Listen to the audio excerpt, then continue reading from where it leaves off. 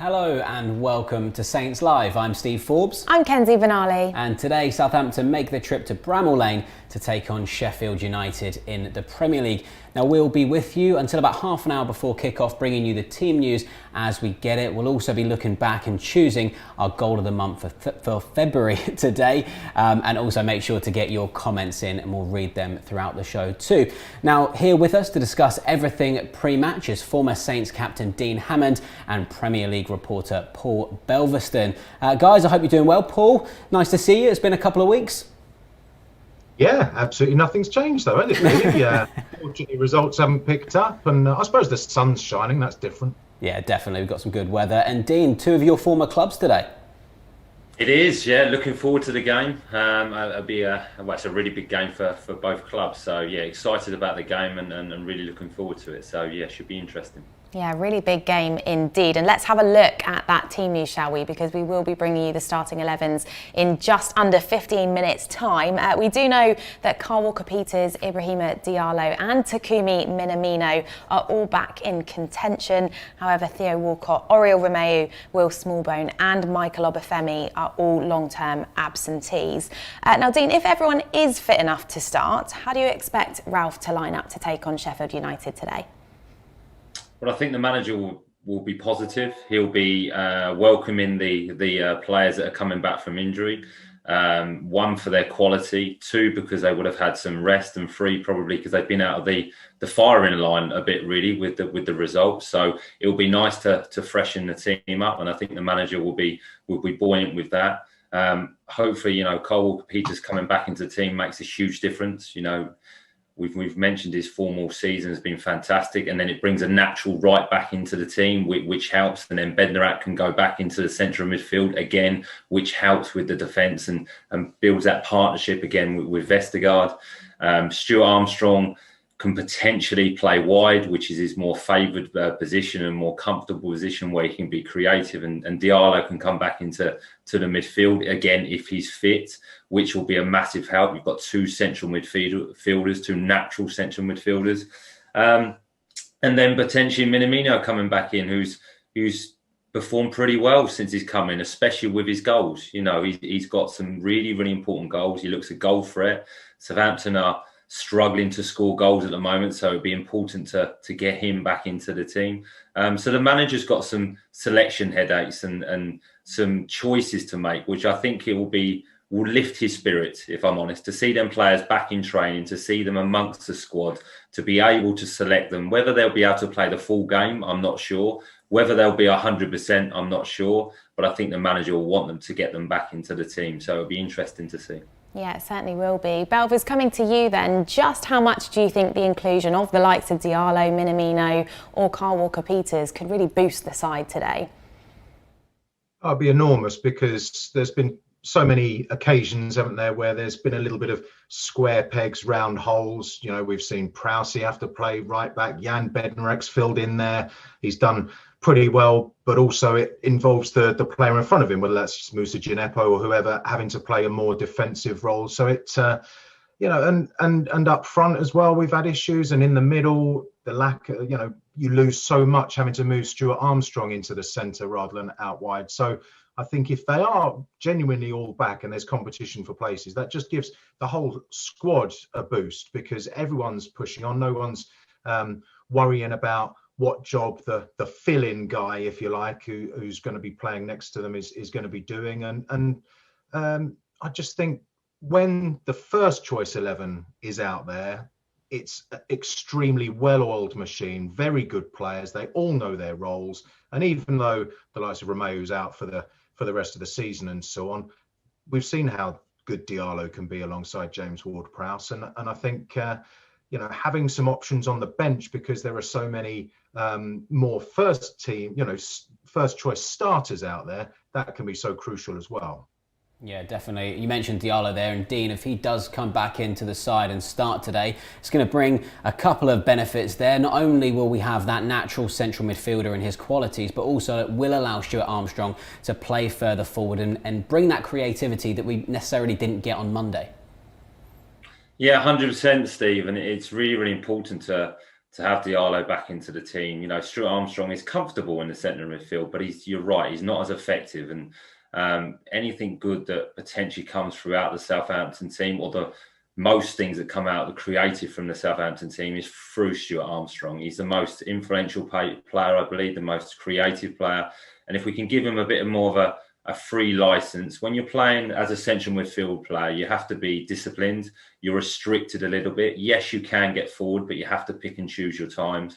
You want Stuart Armstrong on the ball. And with Diallo coming back in, you know, he's a natural central midfield player. He'll give that a little bit of more discipline in the central midfield, some energy to the team, and also be able to protect the back four a little bit more, which will help with potentially keeping a clean sheet today. So I think it's really, really positive, and it's a good thing to have Diallo back. He's not going to be 100%. He'll be fit, but his condition, he won't be match conditioned, but I'm sure he can put a good 60 to 70 minutes display in and just bring that energy, that vibrance, that know-how in the central midfield that we're missing without Romeo. So, you know, it's a real positive thing from both aspects. You're right. Yeah, absolutely. Now, Belvers, let's talk about Takumi Minamino. We've already seen 2 quality goals from him so far. If he is included today, could he add that little spark in the final third that we perhaps have been missing of late? Absolutely. I mean, it's so difficult, isn't it, to find players who you can bring in January and have an impact, but he couldn't have had a much bigger impact, really. I mean, Thomas Tuchel, the impact he's had at Chelsea, they've only conceded 2 in his 10 games. One of those, and in fact the only one by an opposition player, was by Minamino, and it was such a fantastic goal. It was cool, calm, collected. He sat 2 brilliant players down on their backsides before finishing it. And I remember saying on here how I was surprised when he signed that he hadn't been used more by Liverpool, and I'm even more surprised now, to be honest, with the impact he has had. He's also very popular around the training ground, we're led to believe.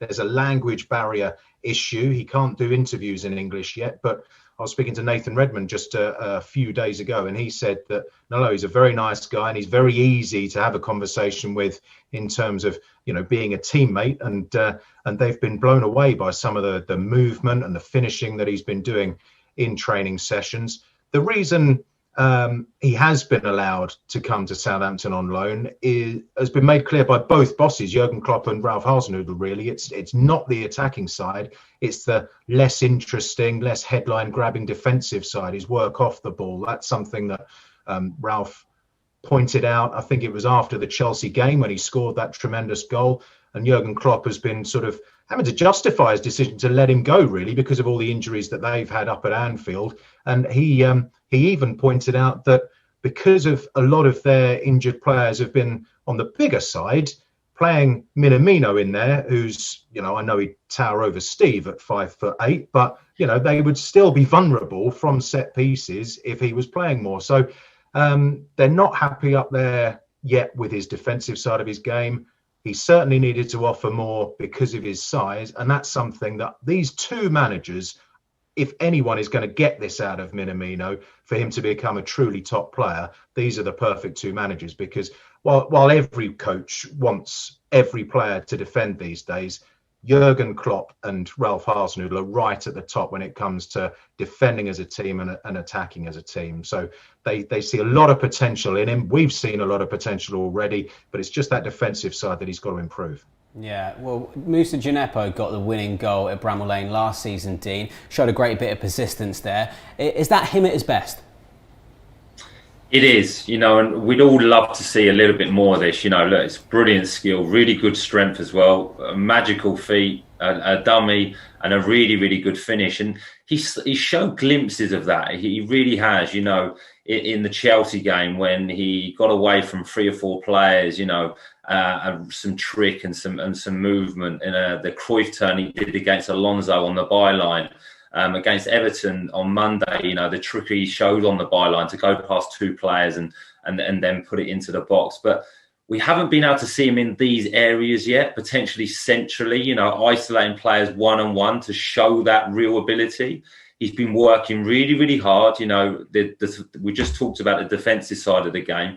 His defensive side of the game has improved massively, and there's been a a big impact on the manager picking him, I think, and showing the trust in him. But we'd love to see more of that, getting in central areas and being really confident on the ball, being really direct and taking players on and scoring goals. But yeah, that's him at his best. I think there's a lot more to come from him. He's still young. He's still finding his way. But I think we could almost demand a little bit more of him now, seeing glimpses of that, maybe even if it was just taking a couple of players on and having a shot, taking that responsibility, that would be great. And he did remind me of myself there, Steve. That's what I used to do all the time. So, of course. Rolling back the years. Well, let's hear from Ralph Hasenhüttl now. One of the surprises on last week's team sheet was the inclusion of Fraser Forster. Ralph's been explaining how Alex McCarthy has reacted to being dropped from the starting 11. He reacted quite well. We had a good conversation. He knows that I trusted him and give him also a chance when he had not played a perfect game. There were a few, especially Newcastle, for example, where he was responsible for his third goal, I think. But this is not the key. We all make mistakes. We all have times where it works well, but we all have time where we make a few more mistakes than the others, and then you have to go in a duel with the other one, and then he gets a chance. I mean, he was one time in this situation and he reacted very well and fight it back and become back the number one. On the goal, you're not changing so often normally, but because we are still part of two competitions, there's always an opportunity to do this, and therefore we need two goalkeepers, and I'm happy that I have two good ones. So Ralph talking there about reinstating Fraser Forster, but Paul, how do you assess the goalkeeping situation at the club just now?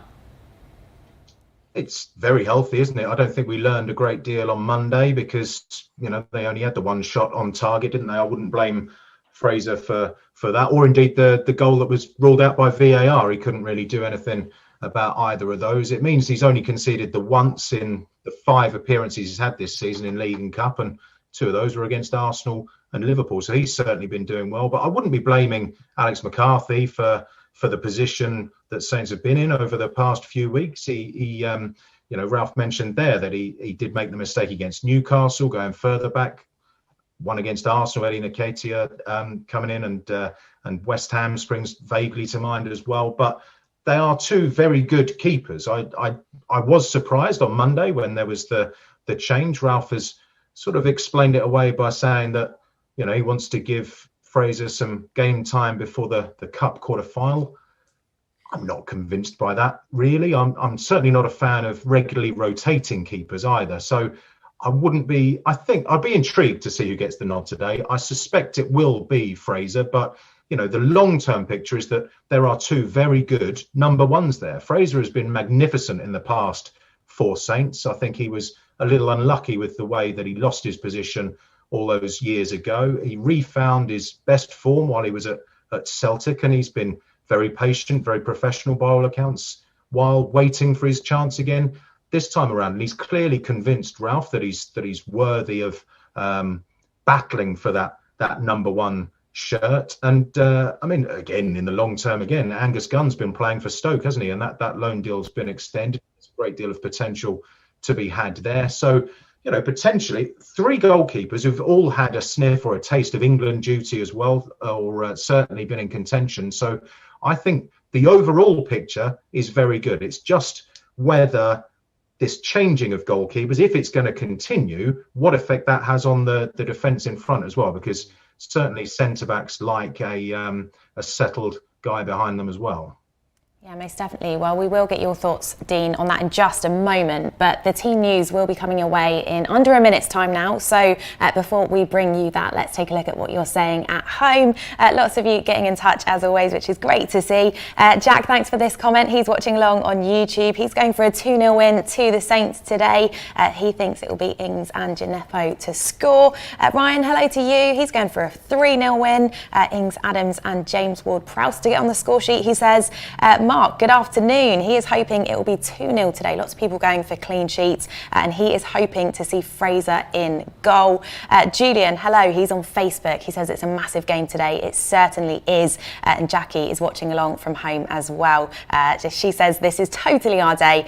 Convinced we will score a few. Well, we'll interrupt those comments to bring you the team news now. As you can see, the Saints side has massively been boosted with the return of Kyle Walker-Peters, Ibrahima Diallo and Takumi Minamino. They all start, and so too does Nathan Tella. He's handed just his second Premier League start. So let's have a look at that Saints team in full then.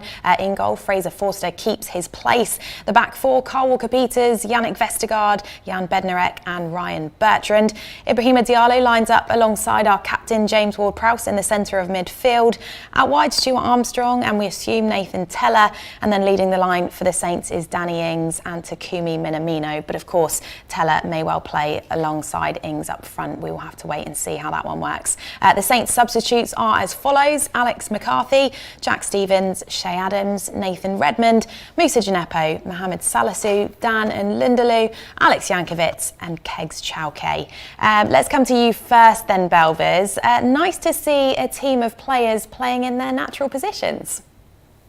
Absolutely, and you've pointed out the versatility up front as well, which will keep Sheffield United guessing a little bit. But having Diallo alongside James Ward-Prowse, having Kyle Walker-Peters back, and that strongest back four, I think that we'd all agree on, although it is a little bit harsh on Mohamed Salisu, who's played so very well recently. Moving Jan Bednarek back alongside Yannick Vestergaard, that has to be a good thing. I really like this team, and I'm intrigued by Nathan Tella. I interviewed him this week, actually, funnily enough. Goodness, he's a very confident, very impressive young man who I think has bundles of potential as well. You know, he's made, I think, 8 Premier League appearances before today. Most of them have been against the very biggest clubs as well. He came on against Manchester City. He's played Chelsea twice, Spurs and Liverpool. And he often has an impact when he plays as well. And the only thing I'd say against him is that he revealed he's scared of pigeons and clowns, which is a bit... Well, hopefully neither of those things at Bramall Lane today. Dean, what are your thoughts then? How much do you think that this triple fitness boost will help the side on their quest for a win this afternoon? I think it's huge, Kenzie. I think it's really, really good. It's brilliant to have the players back. If you look at the team, it's not far off the strongest team that you could potentially play. So really, really good. Like Belvis said, having players in their natural position, having the strongest back four or back five, with Fraser Forster as well, I think is a real positive. There's your foundation of your team. And Nathan Tella playing, I think it's an interesting decision. It is, but like Belvis said, he makes an impact. He's got pace. He's pretty brave on the ball where he likes to make things happen. And younger players they're fearless. And maybe that's what the team needs at the moment. That little bit of I'm just going to go out and play football. I'm going to make things happen. I'm going to play to my own ability. I'm going to play my own game. And maybe him bringing to the team will be good. Where he plays, does he play wide? Does he play up front? Will be interesting to see. But no, I like the shape of the team. It's a strong team. And I think that's a team that can definitely win the game today. Yeah, well, you talk about players being in their natural positions as well, and one player who's come back into the team to take up that right back position is Kyle Walker-Peters. Paul, you came up with an interesting stat last time you're on the show, which was that Southampton have only lost 4 of 17 games when Kyle has started. How important has he become to Saints? Have the odd moments, don't I? Yeah, he's enormous. Such an impressive player. He'll improve the side for so many reasons as well. I mentioned he can allow Jan Bednarek to move back into the middle, but that'll have an impact on whoever plays in front of him, whether it's Stuart Armstrong. In the past it's been Musa Djenepo and so on, because they have slightly fewer defensive responsibilities. They can concentrate more on attack as well. And I think there was a time earlier this season when things were going so well. There was an argument for him being certainly right up there in terms of the best right back in the Premier League right now. I mean, Trent Alexander-Arnold hasn't been pulling up the trees this season that he has in the past. Aaron Wan-Bissaka's pretty good. Reece James in and out of the team. Tariq Lamptey had started well, but an injury. There were a few names out there, but Kyle Walker-Peters really was right up there. And I think it's it's even more impressive when you consider how this is his first real sustained run of fixtures. He never really got a run at Tottenham. He never went out on loan anywhere until he came to St Mary's. And I think it's perhaps not a huge surprise that he has suffered with the niggling muscle injuries that he has, because while he had his first start, I think it was sort of about 12 months ago, middle of February, something like that. But then, of course, the season was broken up. And then it was from the restart that he really went on a run. So in the last sort of 6-9 months, he has played an awful lot of games, and most games he plays 90 minutes. He's only come off once or twice. So, you know, it's always going to affect a young player who's never played that many games before, I think, even more so in a season like this where there's so little recovery time and everything is so intense. So just keep fingers crossed now that he can be fit until the end of the season, because he affects everyone around him. He helps the centre-backs, he helps the attackers in front of him. He's brilliant with the ball going forward. He's tremendous at the back as well, because, you know, we've seen him keep Sadio Mane quiet, Raheem Sterling quiet. The very best players down that opposition left side, they don't get any joy out of Kyle Walker-Peters, who then also causes problems going in the other direction. So he's one of the best signings Southampton have made in recent years, I think. Well, Dean, Fraser Forster included again in goal. We weren't able to get your thoughts on the goalkeeping situation before the team news, but let's find out what you think now. How do you think Alex McCarthy will be feeling? Because a few months ago on the show, we were talking about his chances for England. How would you assess McCarthy's season as a whole? Well, he'll be disappointed. Any professional disappointed when you're left out of the team, but will there be a little bit of relief in him, potentially, you know, being taken out of the firing line because of the amount of goals that the team have conceded? If you watch Alex's performance at the start of the season, he was fantastic. He was making brilliant saves. He was making saves that were winning Southampton games. And it's an interesting one because I looked back at the games. There's not many times or moments in the game where he's having to really make saves.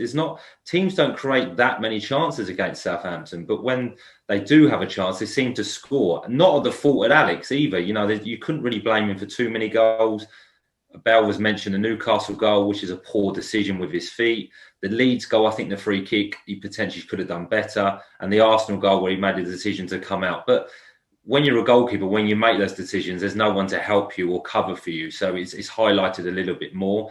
I think it's more the fact that when Fraser Forster has come in, he's played very, very well. He's kept clean sheets and he's forced the manager's hand, really, when there's a time where the manager's thinking, I need to do something a little bit different here. I need to change the results. What could I do? And Fraser Forster had been very good, been very, very patient.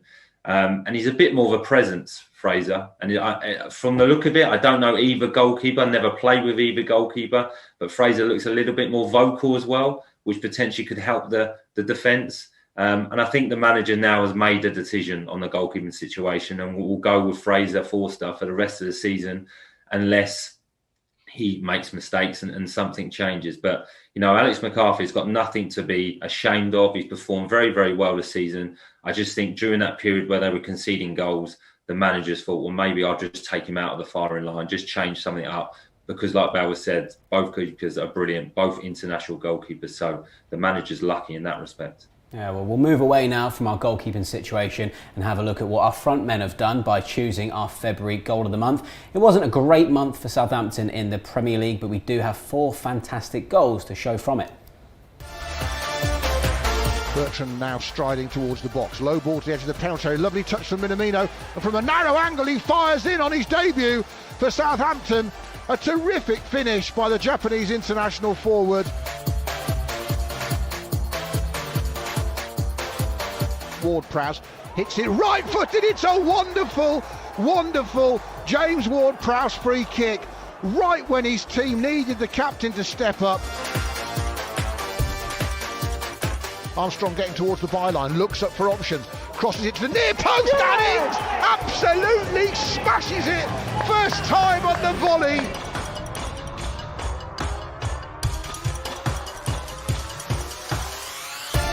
Good play from Redmond off the right. 1-2 and a great ball to Minamino between the two defenders in the box. Minamino, it's a fantastic finish.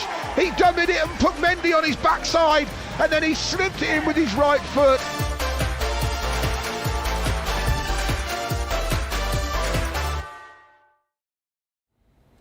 Oh, some nice ones to choose from there. Dean, who gets your pick for goal of the month? Oh, there's some special goals there. There really is, and it's really, really hard to pick. I must admit, I can't look past. James Ward-Prowse's free kick is exceptional. I think that's the best free kick he's scored for the club, from the distance it is, from the moment in the game as well, and the importance of it. I know they didn't go on to win the game, but it got them back into the game. An amazing free kick. But I'm going to have to personally go for Danny Ings' goal, just because it's just a fantastic volley, and because of the build-up play from Stuart Armstrong, a really, really good cross, and the connection and the sweetness he hit with that volley and just flew into the back of the net. The goalkeeper didn't even move. So personally, I'm going to have to choose Danny Ings. Well, 50% of those 4 goals were scored by Southampton loanee Takumi Minamino, Paul. You may be swinging towards him? Do you know, I can't even choose between the two of them. They were both so good, weren't they? I loved the way he was just so nonchalant.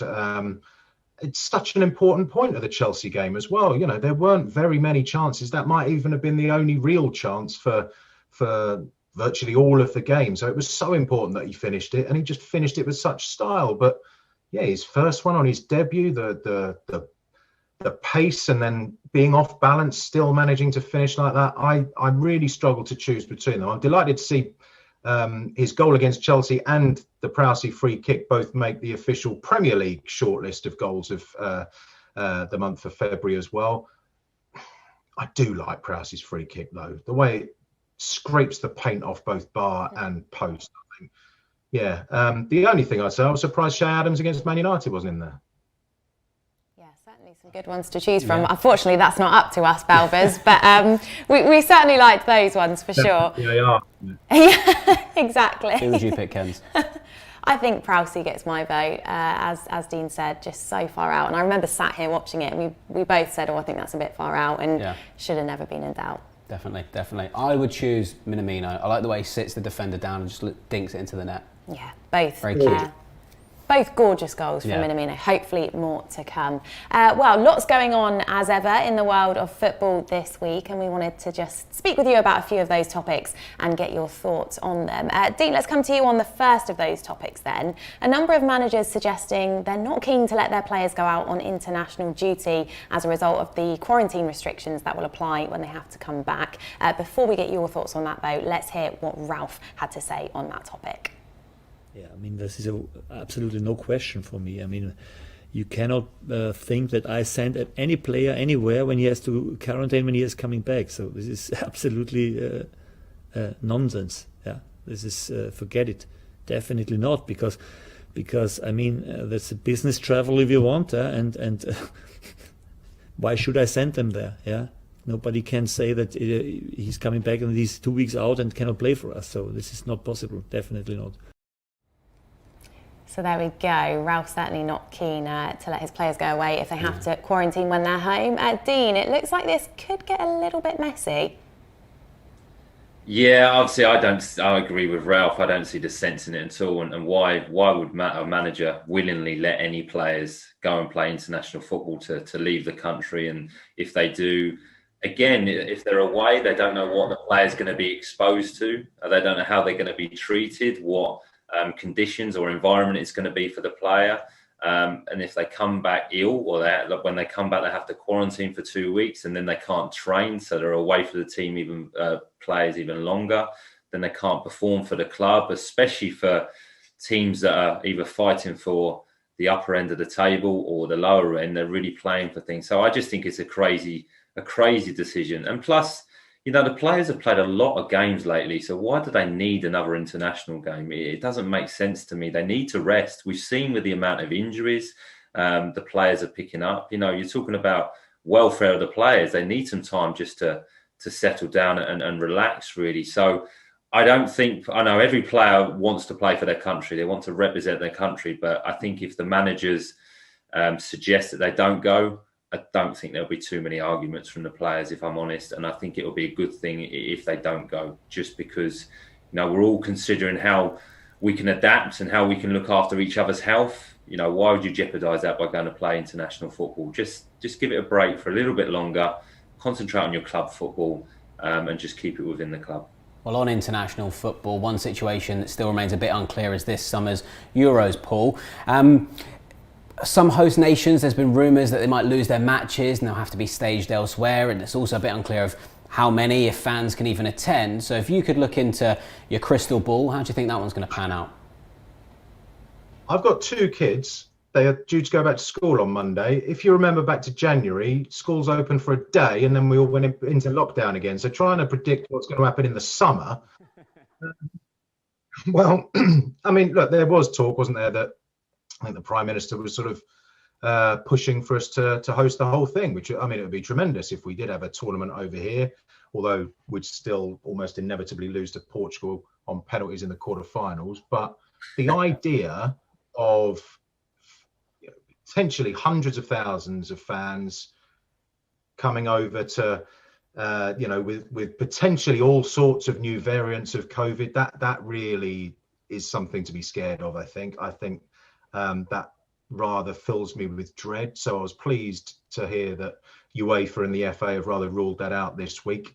There is an argument for just not having the tournament at all. As much as selfishly I'd love to have football to watch this summer, like Dean said, the players are shattered. It's already been put off for 1 year. We've got a World Cup next year.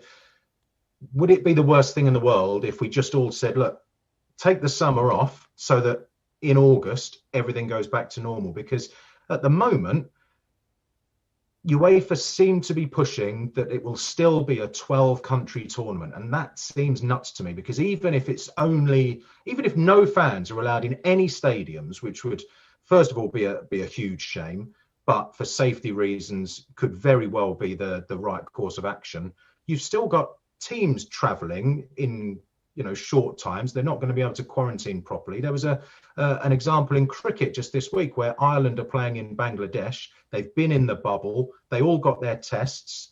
But then for whatever reason, the test results didn't come back. One Irish player bowled 4 overs, and then the news came through that he'd had a positive test. So the whole game had to be cancelled. Now, how does that work in a tournament scenario?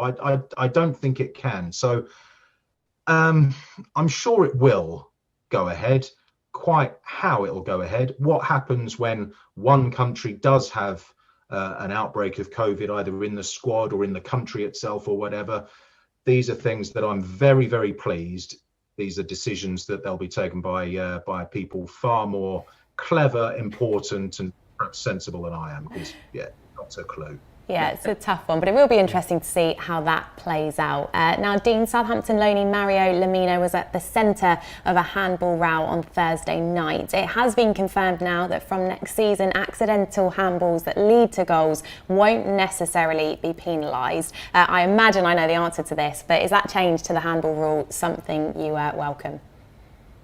I think it's a brilliant decision. I think we isolate the decision for the goal. It's ridiculous. I mean, the ball gets smashed at the player from 5 yards, hits him on the hand, of course. But where can he put his arm? Where can he put his hand? So, that decision is really, really positive. It's a good decision.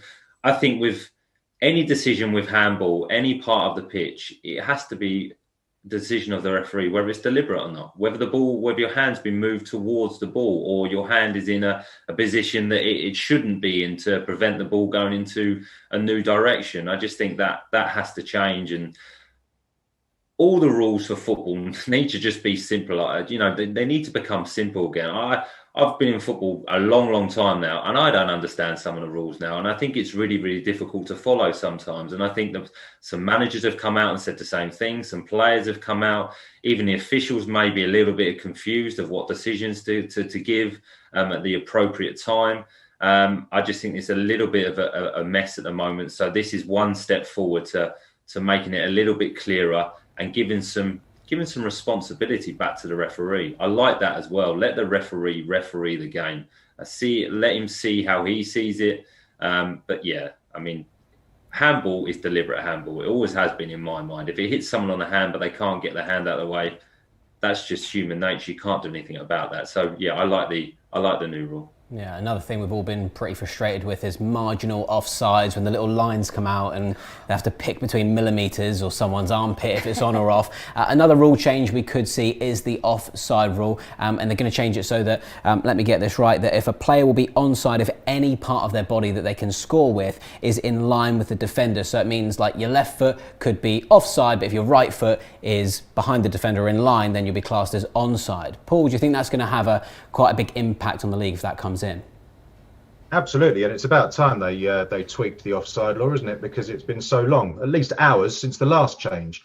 I have great sympathy for the officials and PGMOL here in England, because it is so confusing. I used to understand it just like Dean.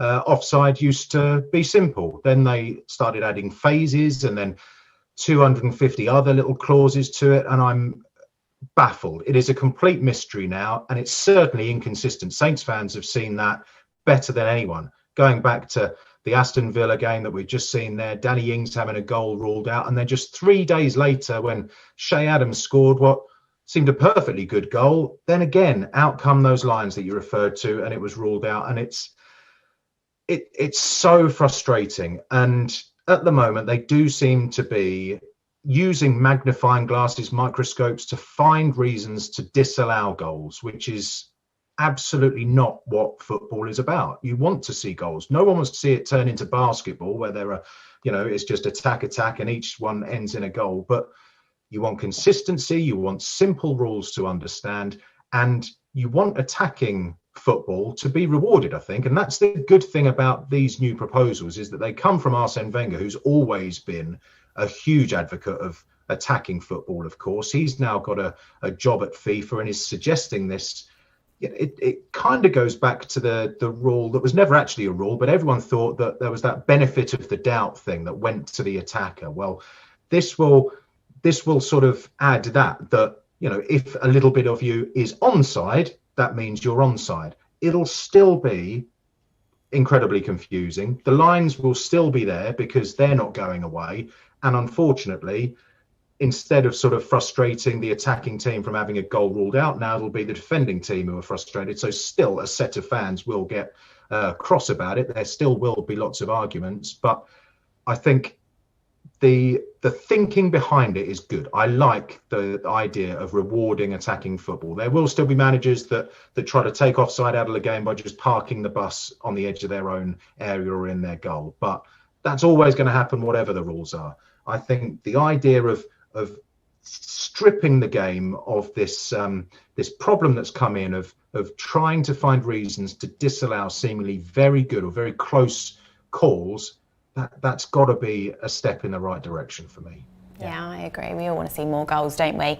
Right, well, let's take another look at what's being said by you at home watching along. Thanks so much for your company this afternoon. Great to have you all with us. Heidi, hello to you. She says, good vibes to you from Norway, sending plenty of good vibes back to you from Southampton, Heidi. Chris Clark is said, in Ralph we trust. Dynamo Daisy, what a name on YouTube. Come on, Saints, let's give Ralph a win on his 100th game in charge. Wow, I didn't realise that. Thanks for pointing that one out. Ings and Ward-Prowse need to step up. Jonah is clearly delighted with how the team lines up. He says, banging team today.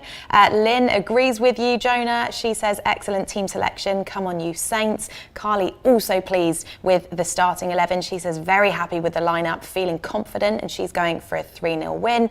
Rob Shaw, good afternoon. He's on Facebook. He says, best 11 we could field at the minute. Chris has said, brilliant lineup. Come on, you Saints. Peter on YouTube has said, everyone playing their best position. Fantastic. Stephen is going for a 3-1 win. He thinks Teller will bag a goal too. Simon, hello. He says, come on, you Saints. Really want to look forward to match of the day this evening. You and I both, Simon. And a final one for now then from Southampton FC supporters in Finland. We march on. Come on, Saints. It smells like a 3-1 win. It does, doesn't it? It has that odour about it. Right, let's get back to today's game. Now, when Sheffield United visited St Mary's in December, they hadn't won all season. Since then, they've won 4, including against Aston Villa on Wednesday. Now, Paul, how different is this Sheffield United side to the one that we faced last time? Yeah, they seem to have had a huge mentality shift. Back then, mid-December, they'd only managed a point in their opening 12 or 13 games. And and Saints added to their problems that day with a terrific performance. The first time we saw Ralph's tears, of course, which because it seems a lifetime ago, but we had fans in the stadium. It was a terrific day. I was at the stadium that day, and very much enjoyed that performance, that game. But Sheffield United since then, they're still 12 points adrift of safety. They still look absolutely doomed, but credit to them, they're clearly not giving up. They're still fighting. They've not had a great deal of luck. They have turned a corner slightly since the start of the year in 2021. Just taking those results, I read today that they're actually above Saints, also above Liverpool, which seems quite remarkable. And especially at home, I think they've won 3 of their last 5 or 6 there as well. So they're a dangerous opponent today. There's an argument for them playing with a bit of pressure off as well, because everyone has just written them off as already relegated. David McGoldrick, interesting to see how he's performing. He's their top scorer this season. He's, of course, an ex-Saint. He's their captain today. Rhian Brewster as well. I was expecting a lot more from him when he moved from Liverpool. So they've definitely got very dangerous players. They've got a dangerous mentality at the moment. The thing that perhaps will work in Saints' favour from the Sheffield United point of view is that they have big defensive problems. They've got big injuries with O'Connell, Basham, Egan, Robinson as well, and Phil Jagielka suspended after his red card a couple of days ago. So I think it's a dangerous game for Saints. I don't expect quite the dominating performance that they managed at St Mary's, but I'd still fancy them to do well today. Well, Dean, looking back at that game in December, what did you make of the goals Southampton scored? Well, the goals that we kind of need at the moment, they're a little bit scrappy goals, to be honest. Winning second balls, pouncing on that second ball, as you see from Shay Adams finish there. He definitely needs a goal like that at the moment to help his confidence. A really good finish. And then as we go on later into the game, from Shay's here, really good finish. From a position there, he's anticipating the header from Bednarek or his shoulder, as you can see there. And just a really good finish. Eyes on the ball, scoring against his old club. That's when Shay was at his best. He was confident. The goal here, Southampton getting players forward, a good ball into Danny Ings, ball back to Stuart Armstrong, and that little bit of luck. Taking a shot at goal, getting a deflection and going past the goalkeeper. They're goals that Southampton need at the moment. It's either, I mentioned it in the last show, you either need someone to score an absolute weldy goal from 30 yards where you don't see it coming, or a goal like this where the defender helps you out. So at this time, Southampton were playing with real freedom, real confidence. And this, again, is what we want to see from Nathan Redmond. Confident, getting on the ball, driving at the defence, playing a 1-2, demanding it back, and then very composed with his finishing. And that's when he's at his best. So if we can get opportunities like that today, if we can get into areas like that today, like Belver said, Sheffield United are vulnerable defensively. They've got a lot of players out injured, suspended. The organisation won't be quite there. So there will be opportunities, but we need to take them. But no, great finish by Nathan Redmond here, and that is definitely when he's at his best. No, well, there's unfortunately no hiding away from the fact that Southampton have been on a pretty bad run of form. Paul, when you look at the next 6 league fixtures, is there positivity to take from them? Not the next one, perhaps. That looks pretty harsh, doesn't it? Trip to the Etihad, where no one gets anything at the moment. But, even then, I know the results have tended to come at St Mary's, but Saints have beaten Man City in the not too distant past, beaten Liverpool and so on. So maybe Saints are the ones to end Pep Guardiola's incredible run this season. But certainly today, like I said, I feel they could really get something out of that and should get something out of that. Burnley, West Brom, Palace, Brighton, all teams that you can see Southampton winning against, certainly getting points against, especially if they come through today injury-free and with a bit of a confidence boost. It's been such a change since November, when the club went top of the table, albeit briefly, against Newcastle. The results in the last 9 or 10 have really sucked all the positivity out. But this could still be certainly one of the best seasons in the Premier League era over the last 29, 30 years, you know, how many times have Saints finished top half and got to the latter stages of the FA Cup? You know, win a couple of these games in the next couple of weeks. You know, Man City is very close to a write-off, but beat Sheffield United and or Brighton, maybe take 4 points from those two games, then 34 points, virtually all you need to be safe these days anyway. Then beat Bournemouth. They're not pulling up any trees at the moment either. FA Cup semi-final. Then who knows what can happen. So as quickly as it turned bad this season, I think it can still quickly turn good. Okay, perhaps I'm guilty of it, everyone's guilty of it, getting a bit carried away talking about European football next season earlier on and that sort of thing. But this could still be a very, very successful season. One of the most successful, certainly in very recent memories, I think. Yeah, we like that positivity. I agree with you, Belvis. Now, Dean, as we have just seen, 5 of the next 6 fixtures are against teams in the bottom 8. Just how vital is this period? Really, really vital. I think I mentioned it last week. I think this is the season now. You know, like Belvis said there, we all had the expectation. We probably all got a little bit too excited, and rightly so, because Southampton were playing so well and picking up great results, scoring goals, and looked like a fantastic team, and have gone through a blip. But, you know, the next 5 fixtures, 6 fixtures are very, very important. But, you know, you win 2-3 of them, then Southampton are safe. And you could almost be safe going into the Bournemouth game. And what a position that would be into thinking, well, actually, whatever happens, we're going to be in the Premier League next season. We can go into a quarter-final of the FA Cup against a championship team. We can get to the semi-final of the FA Cup. And then you can go into the fixtures after against Burnley, against West Brom, against Crystal Palace, thinking, OK, well, how high can we finish? So then it becomes a little bit more pressure off. You're not thinking about survival. You are thinking about how strong we can finish. And I think they're teams that Southampton on their day, playing well, full of confidence, could win all those games. Man City, of course, I mean, they're a different breed. They're a different team. They will beat anyone in Europe at the moment. So I think you almost take that as a bonus game, a bit of a free game. But the other fixtures are very, very important, vital. But games that Southampton could definitely win. So, you know, there could just be a shift here, a turn. And I think that starts today. If we can get a really positive result today, the performance doesn't necessarily matter. It's more about the result today. And if we can do that, it sets us up to then think, OK, we can go into the Brighton game, we can go into the Bournemouth game and see where the season finishes from there. Yeah, well, I'd love it if we could beat Man City's winning streak, though. That'd be incredible. But there is only half an hour to go until kick-off at Bramall Lane today. So, chaps, let's get your final thoughts and score predictions. Paul, let's come to you first. Well, listening to Kenzie reading out the views of the viewers, there were a lot of 3-0s and 3-1s in there. I love that optimism. I'm not sure 3 goals. Let's go 2. And another clean sheet for Fraser. 2-0. 2-0. All right, that's what Belvis is saying. Dean, what about you? Do you think Southampton are going to thrash a former side as well? No, I don't think they will. I think Sheffield United are pretty stubborn at home. They've not lost by many goals this season. I think it's going to be a really tight affair, a little bit scrappy potentially.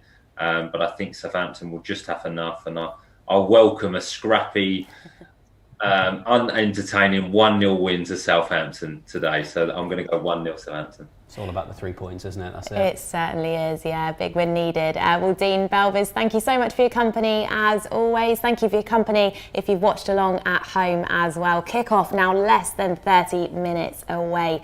And Ralph will certainly be boosted by finally having some good news on the injury front, and he'll be desperate for a big win at Bramall Lane. And of course, we'll be back after the game for more insight and analysis. You can join us then on the final whistle. Bye for now.